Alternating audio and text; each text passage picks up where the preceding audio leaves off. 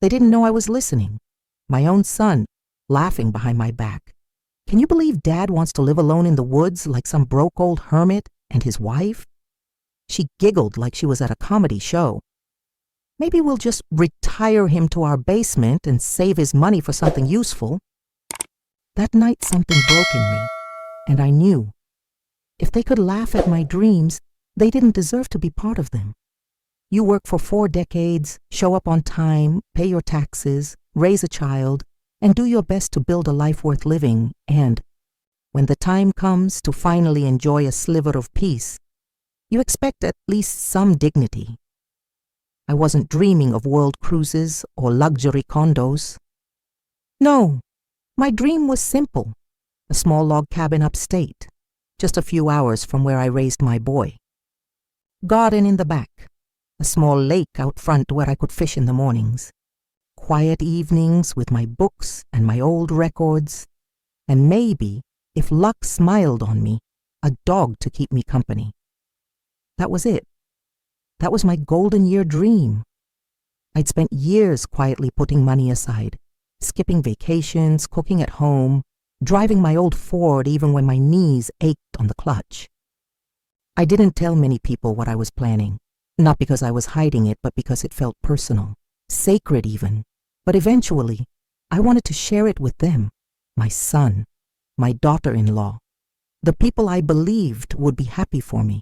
So, one Sunday, over dinner in their polished kitchen with their open floor plan and granite countertops, I told them. I'm retiring next spring, I said, smiling, and I found a place by Pine Lake, 2 acres, rustic cabin, big maple tree out front, just what I always imagined. I waited for their reaction. I thought maybe my son would say, "That's amazing, Dad." I thought maybe she'd ask to see pictures. I thought they'd care. Instead, they burst out laughing, real laughter.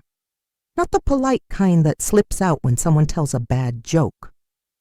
No, this was the kind of laugh that says, "You've got to be kidding me." My son leaned, back wiped a tear from his eye and said, "A cabin?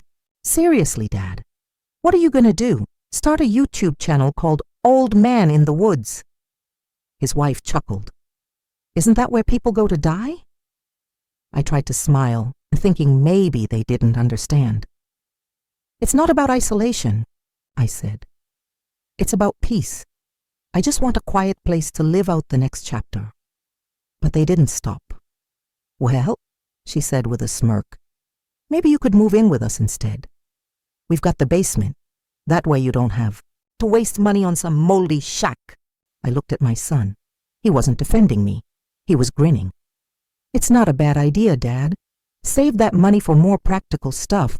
You never know when you'll need care." Care? I was 62, healthy, still walking 3 miles a day. But in their eyes, I was already some charity case to be managed. I didn't say much after that. I finished my pot roast, nodded politely, and said I had a few errands to run. I went home, sat on the edge of my bed, and for the first time in years, I felt old, not because of my age, but because I realized I wasn't seen as a man anymore. I was seen as a burden, a punchline, a walking ATM. The more I thought about it, the more I noticed signs I had ignored. The way my daughter-in-law would mention inheritance, like it was a joke she was waiting to collect on. The way my son would suggest joint accounts so he could help manage bills. The time I saw a real estate flyer for a second property they were eyeing, paid in part with help from family. I brushed those things off. Because when you love someone, you want to believe they love you back. You want to believe your sacrifices meant something. But sitting there alone that night, something shifted in me. That laughter, that humiliation, was a line I couldn't unsee. And just like that, I made a decision. They thought I was some sentimental fool clinging to a dream of a quiet cabin. They were wrong, because while they laughed at me, I was about to retire their access to everything, told in first person, banks 1,200 words. I wish I could tell you that after that awkward dinner, things changed. that maybe my son realized he went too far, or that my daughter-in-law regretted the way she laughed. But no, they didn't back off. In fact, they leaned in even harder. The very next week, I received an email from my daughter-in-law, casually titled, "Just a Thought." In it, she included links to assisted living communities, some with cheerful branding like Silver Seasons and Golden Grove Estates. I thought it was a joke. I truly did. But when I scrolled down, I saw her full message. "We really think a place like this could offer you more security and company than a cabin in the middle of nowhere. And honestly, it might be smarter to make a move now while you still have the money and independence to choose." The gall, the disrespect. She talked about my life like it was a home improvement project, something to renovate while the old frame was still standing. I didn't respond. Not yet. Instead, I started to watch. Not the news, not TV. I watched them. I started noticing patterns. Little things like how my son, who used to talk about books and baseball with me, suddenly only talked about mortgages, investments, and family wealth.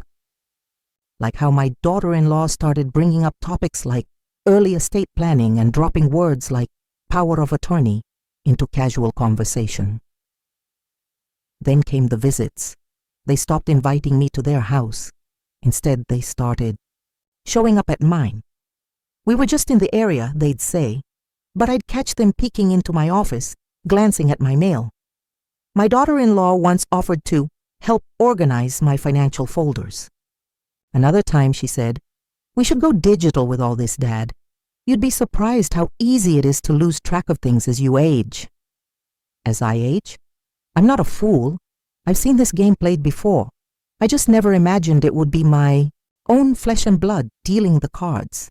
And then they overplayed their hand. One Thursday afternoon, I was out in the backyard trimming the hedges.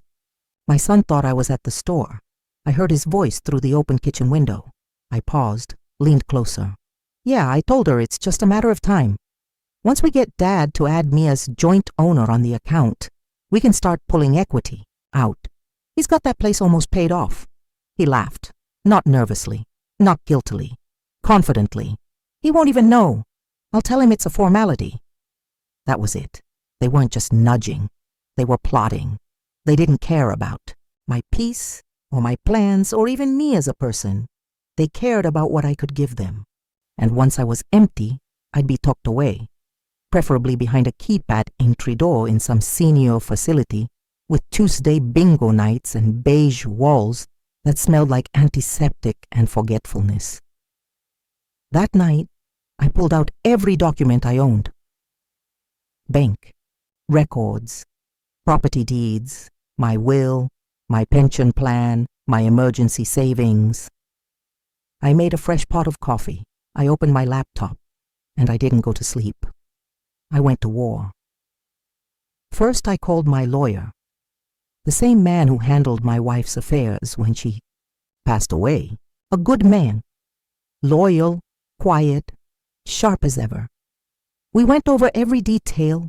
I had a living will drafted, an updated trust fund established, and my home placed fully in my name under the trust. I removed everyone, including my son, from access to any financial decisions. Next, I visited the bank in person, sat across from a young man with tidy hair and too much cologne. I explained I wanted to shift all my major assets to separate accounts, private ones, with strict access protocols. He asked me, "Do you want anyone listed as a co-signer?" I paused, thought of my son's face, that smug smile, that laugh. "No," I said, "no one but me." Then came the final touch. The bait. I left one small, joint account open, just enough in there to appear like it was still active. A few bills auto-deducted from it. It was enough to keep them thinking they still had a foot in the door. But everything else? Gone, locked, secured. And I waited. Not long after, the call came. "Hey, Dad," my son said, far too casually. "Quick question. Did you maybe change? Something at the bank. I tried to check the account online and it said access denied. I smiled. Not because I wanted to hurt him, but because it confirmed what I already knew. He expected that money. It wasn't a favor. It wasn't support. In his mind, it was already his. I didn't yell. I didn't explain. I simply said, I guess it's time I started taking care of myself, for once. Silence. Then he asked, wait, what does that mean? It means, I said, you laughed at my retirement plans. So I made new ones. And none of them include you having access to anything that belongs to me. Click.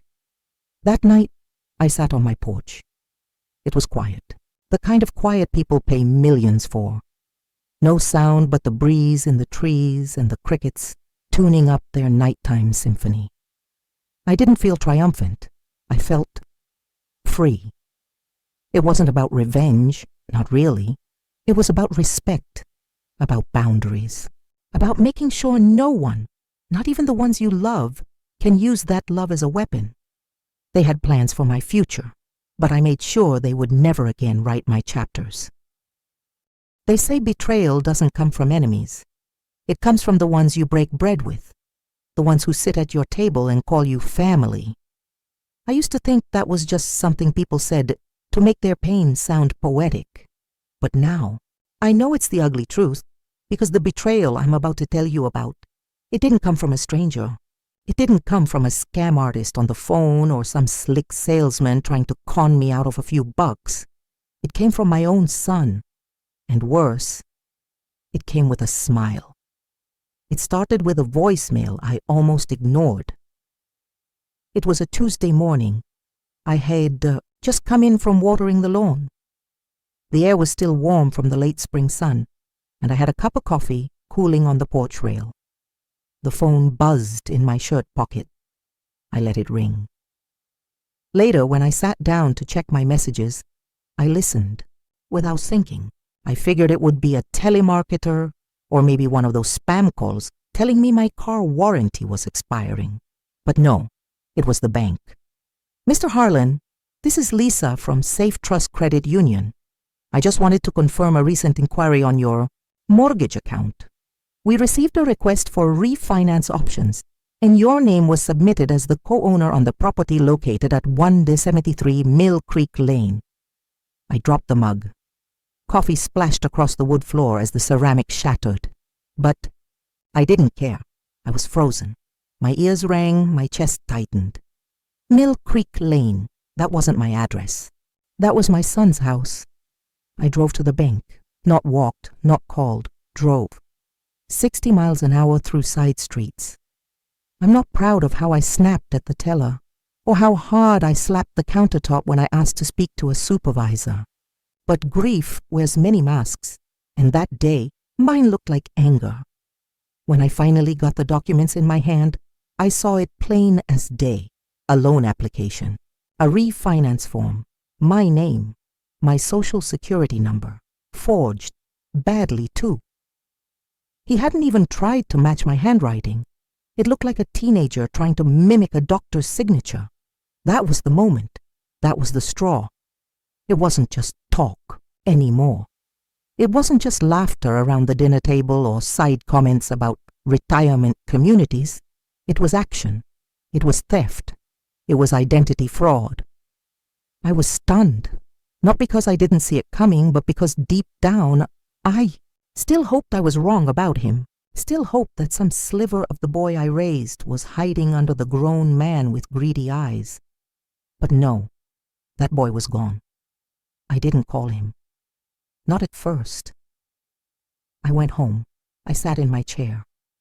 And I remembered staying up all night with him during his fevers. I remembered driving to every single baseball game, rain or shine. I remembered mortgaging my own house years ago to help him and his wife with the down payment on their first home. I remembered all the Christmases I sacrificed to make sure he never felt like he had less than anyone else. And now, here he was, turning around and using my name like it was a tool in his back pocket, like I was just a resource to be drained dry. The betrayal wasn't just personal, it was strategic. They weren't just waiting for me to die. They were preparing for it. That night I couldn't sleep. I sat by the window, listening to the clock tick in the silence. Then I picked up the phone. When my son answered, I kept my voice calm. "You forged my signature," I said. A pause. Then, "What? No, Dad, what are you talking about?" "Don't lie to me. I saw the documents. You put in a mortgage application using my name." Okay, he said quickly. "Just let me explain. It was just paperwork. We didn't actually move forward. It was just a quote, a possibility. You committed fraud." "No, it's not like that. I was going to tell you, eventually. It's not like we signed anything." My hands clenched the phone so tightly I thought it might snap. "Do you hear? Yourself?" I said. "You stole from me. You pretended to be me." "It wasn't stealing, Dad. You helped us before, remember? You said you wanted us to be secure." "Secure?" I snapped. "You want security? Get a job. Work for it." "I'm not your damn retirement plan." There was a long silence on the line. Then he muttered, "You don't have to be so dramatic. We're family." "No," I said, my voice steady now, cold. "Family doesn't forge each other's names. Family doesn't laugh at your dreams, then plot behind your back. Family doesn't see you as a bank account." Click. The next morning, I reported the attempted fraud. The bank froze the refinance request, and I had his name flagged on all my accounts. I filed a statement with the authorities, but I didn't press full charges, not because I was protecting him, because I wanted him to live with the guilt, the silence, the sudden realization that the golden goose had flown the coop for good. I updated every password, closed every account they might have known, changed my will again. This time with one final line: "To my son I leave the dignity of learning to stand on his own." A week later, I received a letter in the mail. No return address, but I recognized the handwriting. Inside was a single line on a torn piece of paper: "You're punishing us for being practical." No apology, no regret, just blame. That was the last time he contacted me.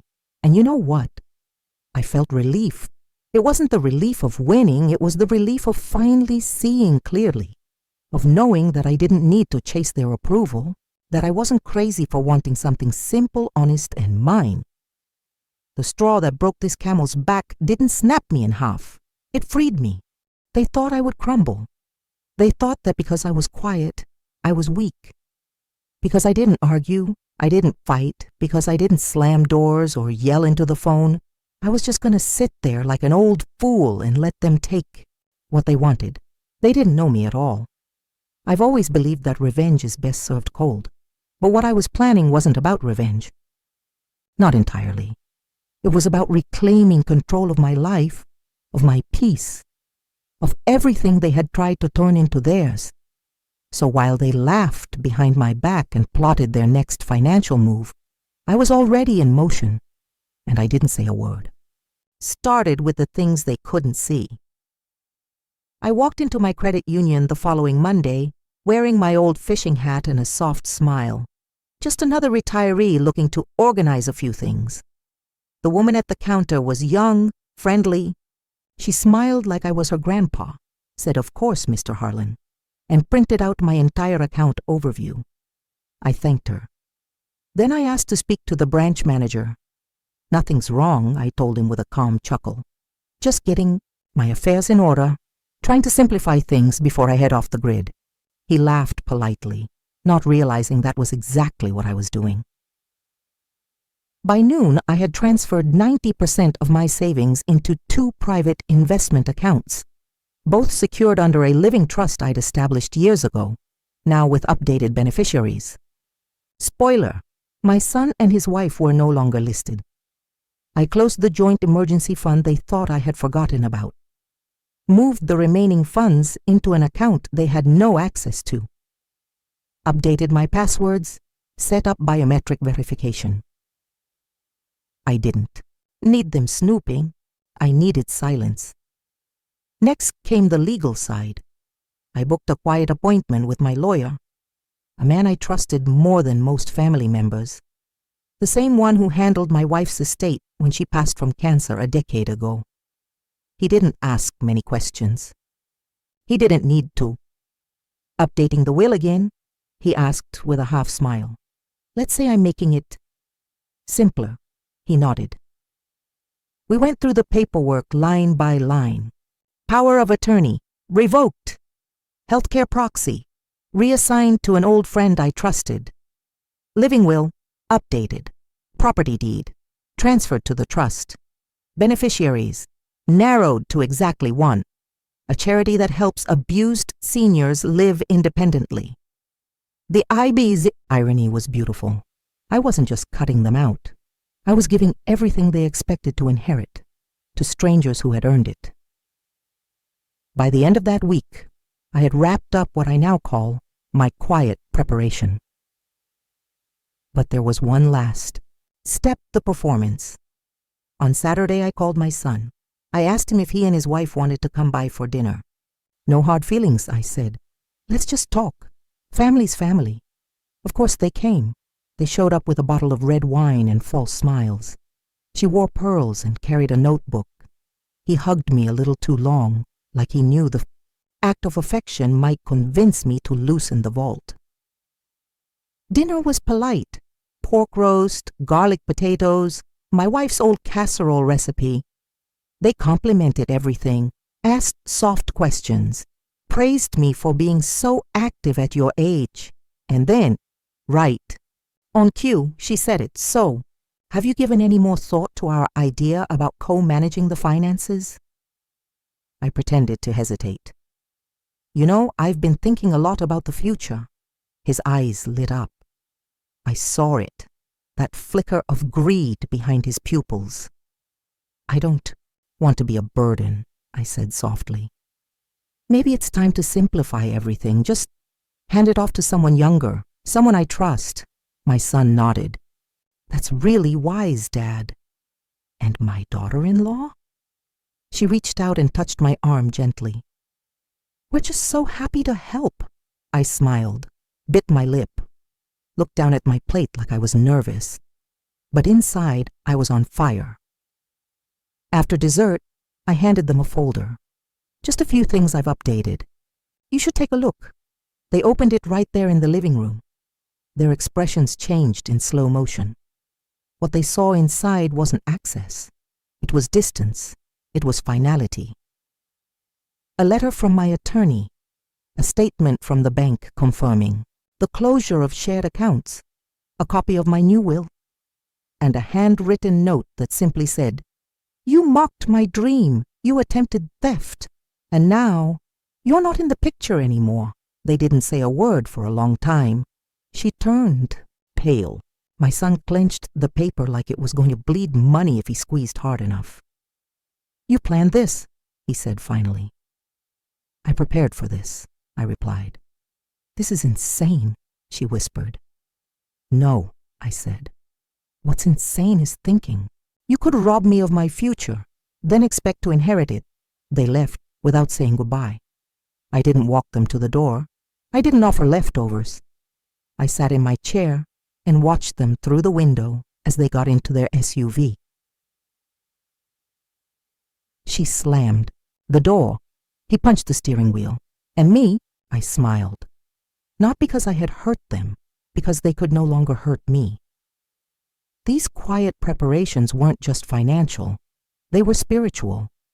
I spent years carrying guilt, fear, and obligation like heavy sacks over my shoulder. I thought love meant sacrifice. I thought family meant forgiveness, even when it wasn't earned. But that night, as the crickets chirped outside and my porch light flickered over the quiet driveway, I finally understood something. There's a difference between letting go and giving up. I didn't give up on my son. I let go of who I wished he was, and I made space for something better, peace. They always assumed I'd go quietly. They counted on it. The silence, the compliance, the tired old man act. Maybe that's what hurt the most. Not the greed, not even the betrayal. But how little they thought of me in the end. They didn't expect resistance. They certainly didn't expect me to strike first, but I'd spent a lifetime providing for people who no longer saw me as a person. I was done playing the dependable dad, the forgettable old man, the walking retirement fund. Now it was my turn to collect. Not money, dignity, and nothing felt more dignified than making one final move they never saw coming. The morning after I handed them the folder, I woke up to silence. No phone calls, no emails, no texts trying to talk their way back in. Only a single ping from the bank app notifying me that someone had attempted to access the now closed joint account again. Desperation is a funny thing. It makes people sloppy. They didn't know I had already met with the bank's fraud department the week before, that I had flagged every shared detail they once had. Phone numbers, emails, old addresses. Every time they tried to log in, I got a real-time notification. They were still trying to salvage something, so I decided to give them a show. I called the bank that same day and asked for a cashier's check to be prepared in the full amount of what used to be our family account. The one we once used for holidays, emergencies, and, more recently, the one they believed they could quietly siphon from. I asked that the check be issued to myself, not the trust. And I asked for a special note to be written in the transaction, log, final withdrawal, revoked access. The teller looked at me like I'd just come back from war. Maybe I had. I left the bank holding that check like it was a flag, a quiet declaration that the battle was over. And I'd won, but I wasn't finished yet. No, one more stop remained. The cabin. My cabin. I'd found it months before. A quiet spot 2 hours north, tucked near a ridge of trees and a slow-moving lake. A single-story log home with a wide porch, a fireplace, and a swing out front that creaked gently when the wind passed through. The real estate agent had called 3 times asking if I was still interested. That morning I called her back. "I'll take it," I said. Cash. By the end of the week I had closed. No mortgage. No loans, just mine. I stood in the empty living room that Friday afternoon, looking out the window as golden light spilled across the floorboards. For the first time in years, I felt weightless. No one knew where I was. No one could reach me. No one had access. I was, for once in my life, free. They found out, of course. You don't cut financial lifelines from people like that without a reaction. It came 2 days later. My son called, not to apologize, not to own up, just to demand an explanation. "Dad, we saw the account was emptied. What the hell is going on?" I paused, took a breath. I was sitting on my porch when he called, mug in hand, feet resting on the railing. The lake was still. The breeze smelled like pine and smoke from my fireplace. "You mean the account you tried to steal from?" I asked. "You're being dramatic. We were managing things, helping." "No," I said. "You were plotting and now it's gone, all of it, because I finally decided to help myself." He was quiet for a second. Then I heard his wife in the background. "Tell him we'll take legal action." I laughed. "You do?" "That," I said. "And when the judge asks why a grown man and his wife tried to forge their father's signature, lie to a bank, and co-opt his retirement, you let me know how that plays out." Click. That was the last call I answered. I mailed them one final letter, not typed, not legal, just a handwritten note on a plain white card. "You laughed when I shared my dream. You stole when I offered trust. You lied when I gave love. Now I've taken it back, not to hurt you, but to heal myself. I wish you clarity. I wish you peace. But you will get neither from me. I didn't sign it. They knew. People like to imagine revenge is loud. that it comes in shouting matches, slammed doors, courtroom drama. But the best revenge? It's quiet. It's calm. It's a bank account closed in silence and a property deed in your name alone. It's knowing they now have to sit in the house they tried to fund with your name, knowing they failed, and it's sipping coffee by a lake while the sun rises, knowing you are finally living the life they once mocked. And now, a question for you. If the people closest to you mocked your dreams and tried to take what was yours, would you forgive them? Or would you walk away for good, just like I did? Let me know your thoughts in the comments. And if you believe no one deserves to be used by their own family, share this story, like, subscribe. Because some retirements aren't about rest, they're about justice. You never really know people until you take away what they think they're entitled to. And when I finally severed the financial umbilical cord they'd been sucking on for years, I didn't expect gratitude. I didn't even expect an apology. But what I got, it was better than either. I got to watch their entire act crumble, and it was glorious. It started with a message, short, cold, and sent from my daughter-in-law's email account. The subject line, simply read, urgent family discussion. I clicked on it while sipping coffee on my porch swing. The lake was quiet that morning, mist rolling across the surface like silk. I opened the email with the same sense of calm I used to reserve for Sunday mornings and crossword puzzles. We are both extremely disappointed with the choices you've made. This is not how family treats each other. We opened our home to you. We made space in our lives for you. And now you've repaid us with betrayal. Betrayal? They forged my signature. They tried to manipulate me into handing over my accounts. They mocked my retirement dreams. But now I was the villain. The delusion would have been laughable if it weren't so pathetic. If we are forced to seek legal intervention to secure what is rightfully ours, we will. That was the part that made me chuckle. I imagined her typing it out, jaw clenched, fingers stabbing the keyboard like she was writing a cease and desist to a corporate thief. I didn't reply. I had already spoken in the only language they truly understood, money, and I'd made it clear they would never get another cent.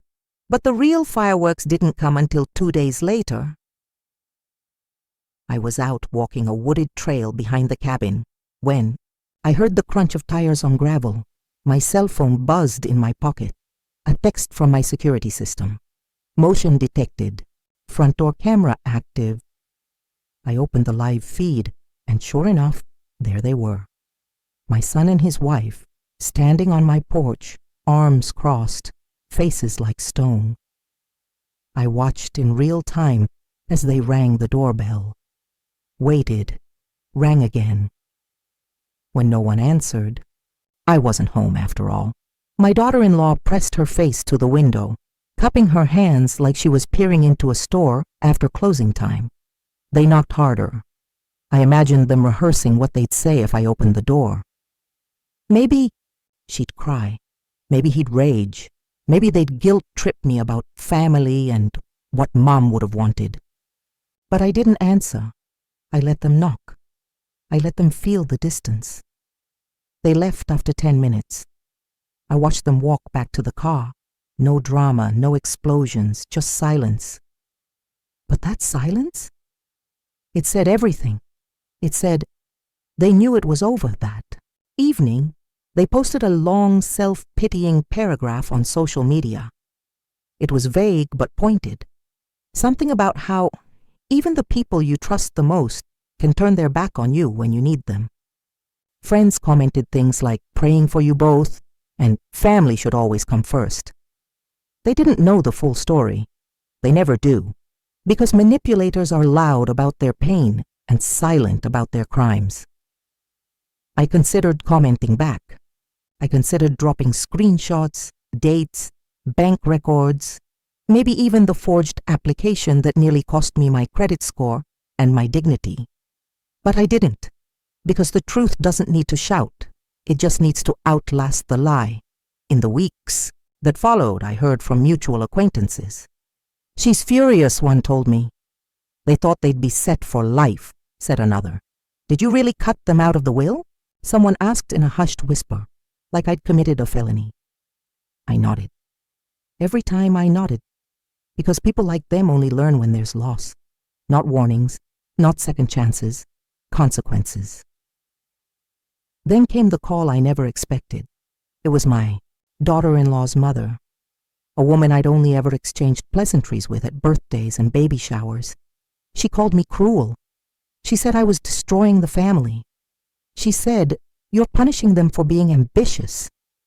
Ambitious is that what we call forgery now. I let her talk, let her throw stones. Then I asked a single question. If your daughter had been robbed by a stranger, would you tell her to forgive them? Or would you call the police? She didn't have an answer, and I didn't need one. It's funny though, when people lose access to your wallet, they suddenly forget how to access your humanity. They stop checking in. No birthday calls, no, "How are you doing, Dad?" messages. Not even a holiday card. And you know what? It was the most peaceful season I've had in decades, because in the end, their reaction, those tantrums, threats, accusations, it wasn't just satisfying. It was clarifying. It proved everything I already knew deep down. They didn't love me. They loved what I could give them. And when I stopped giving, they vanished. So now I live here, in this cabin by the lake, surrounded by bird song and wind and silence. The kind of silence that heals, not hides.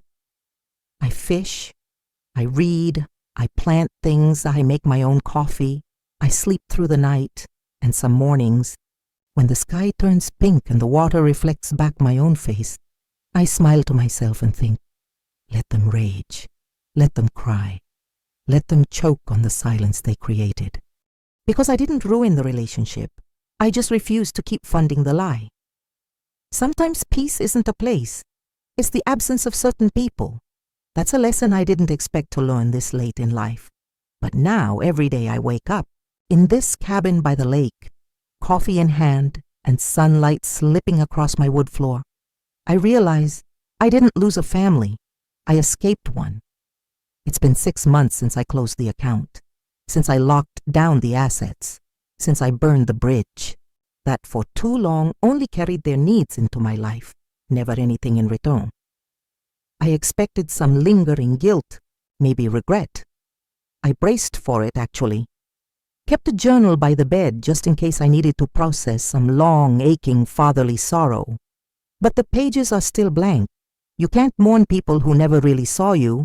You can only mourn the version of them you made up in your head, and I've done enough grieving for one lifetime. These days, my life is quieter, but fuller. I wake up when the sun rises. I walk the trail around the lake with a thermos in hand. I know the names of the birds that land on my railing. I know the feeling of morning mist on my skin better than I ever knew the touch of my son's adult hand. I've even made some new friends. One of them is a retired fireman named Carl who lives across the lake. We met when I helped him pull a tree limb off his roof after a storm. We play chess once a week now. He brings cigars. I bring coffee. We talk about old jobs and old losses and the strange beauty of starting over when the world thinks you're finished. He doesn't ask about my son, and I don't ask about his ex-wife. It's an unspoken agreement between older men. Some things don't need to be rehashed. They just need to be released. Sometimes I visit the town nearby, just a little place with a diner, a post office, and a hardware store that smells like sawdust and oil. I sit at the same booth each time. The waitress, Marlene, knows my order, by heart now. Black coffee, 2 eggs, and that smirk that says you're not from around here. We laugh. She's a widow. Lost her husband to cancer 5 years ago. We talk about books and weather and sometimes just sit in silence, which is its own kind of companionship when you're past 70. No one asks me for money. No one tries to get my password. No one calls me dad with a motive. Just real people, living real lives, honest and small and good. The old me would have said this life was too simple, too slow. But now I realize this is luxury.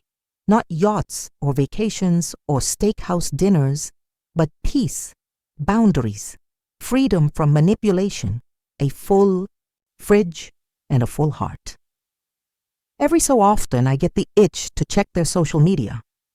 Old habit, I guess. My son and his wife still post pictures, the curated kind. Their dining table set for 5 courses they probably can't afford. Captions like, "Blessed in building" or "manifesting abundance." Funny thing is, they look tired. Their smiles don't reach their eyes anymore. The posts feel forced, and I no longer feel pain when I see them. I feel pity, because they're still chasing something, still pretending, still building a house on someone else's foundation, only now that foundation is gone. I remember when I used to imagine us celebrating my retirement together. A backyard cookout, a toast from my son, maybe a heartfelt card. Maybe he'd ask me how I felt, what I wanted even just once. But I've stopped mourning that version of the story, because I have something better now. A quiet dinner for one, a dog curled at my feet. I rescued her last month, German Shepherd. Named her Mabel. She doesn't care about my bank balance. She just wants to lie in the sun with me. And for the first time in decades, someone wants nothing from me but my presence. I didn't choose this life out of bitterness. I chose it because I had to. Because the people I raised couldn't recognize my humanity beneath their entitlement. Because they stopped being family the moment they saw me as a stepping stone. Because loving people doesn't mean surrendering to their greed. I'm not angry anymore, just aware. Aware of what I lost. Aware of what I gained. And above all, aware of the man I've become since I stopped shrinking to make room for others' ambitions. So if you're reading this and wondering if it's too late to start over, too late to protect yourself, too late to walk away from the people who drain you, let me tell you something. It's not. You don't owe your peace to anyone who treats your dreams like a joke. You don't owe your savings, your time, your home, or your soul to anyone who sees you as a resource instead of a person. I didn't just retire from my job. I retired from being used, and in doing so, I found a life I never knew I deserved. I've had a lot of time to think lately. Not the kind of thinking that happens when you're stuck in traffic or waiting for a coffee to brew. No, I mean the deep kind. The kind that happens when your phone finally stops ringing, when no one expects you to show up, to sign anything, to save anyone but yourself. The kind of thinking that only happens after the storm passes, and all that's left is you. I think about my son.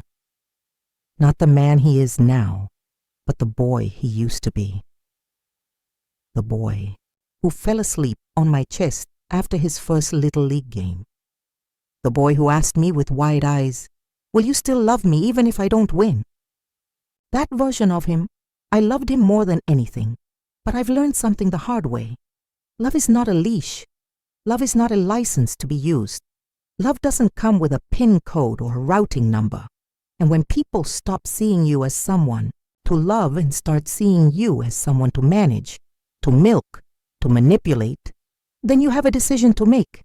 You either let them keep draining you or you cut the cord. I chose the scissors, and I haven't looked back since. Some people will call that harsh, cold, unforgiving. I've heard it already. You're punishing them for being young. Isn't this what parents are for? You're alone now. Doesn't that say something? Yes, it says something. It says I'd rather be alone in truth than surrounded by people in a lie. Let me ask you something. If your family mocked your dreams, if they laughed when you spoke about the one thing you've waited your whole life to do, if they forged your signature and planned how to use your money before you were even gone, would you forgive them?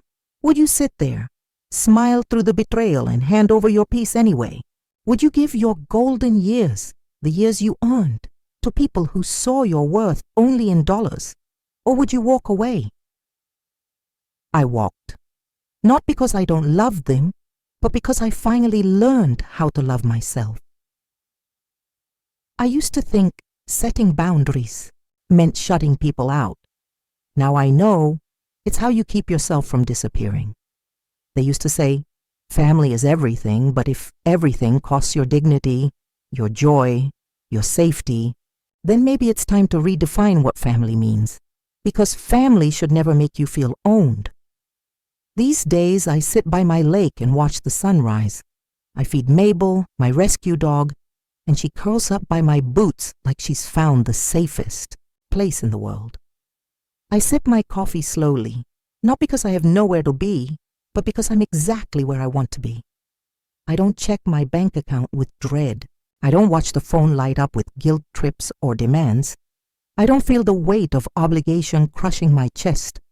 All I feel is the wind and the stillness and the quiet joy of surviving my own kindness.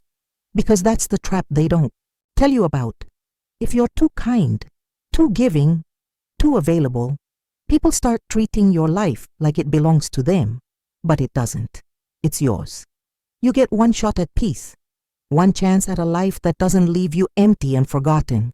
So, if you're reading this, if you're the tired one, the one being guilted into paying for people who never ask how you are, the one who gave and gave and gave until you were a husk of yourself, then maybe this story isn't just about me. Maybe it's about you too. And maybe it's time you asked yourself, who in your life would still come around if you had nothing left to give? And if that list is shorter than you hoped, you're not alone. You're just finally seeing clearly. I didn't set out to punish anyone. I just stopped rewarding bad behavior. So now I leave you with this. Not a warning, not a lesson, just a simple, quiet truth. Sometimes the most powerful thing you can do is say, no more, not again, not with me, and mean it. Because in the end, retirement isn't just about money, it's about freedom, and I finally earned mine.